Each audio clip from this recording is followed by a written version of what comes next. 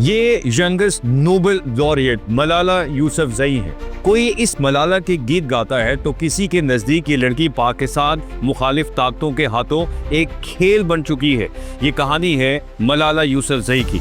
सबाक की 11 साल की मलाला ने बंदूक वालों के मुकाबले में अपने पेन को हथियार बनाया और वो BBC के लिए डायरी लिखने लगी। वो 2012 में स्कूल जाने लगी तो TTP ने उसे निशाना बनाया, लेकिन कातिबे तकदीर ने उसकी जिंदगी लिखी थी। उसे 17 बरस की उम्र में नोबेल अमन इनाम मिला।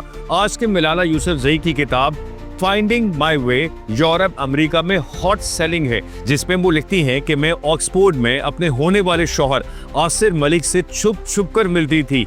आसिर मलिक PSLT मुल्तान सुल्तान्स के डायरेक्टर हैं। याद रहे कि नासा के न्यू वाइस मिशन ने एक प्लैनेटॉइड को मलाला यूसुफजई का नाम दिया है। ये सियारचा हर 5.5 साल बाद सूरज के गिर्द अपना चक्कर मुकम्मल करता है।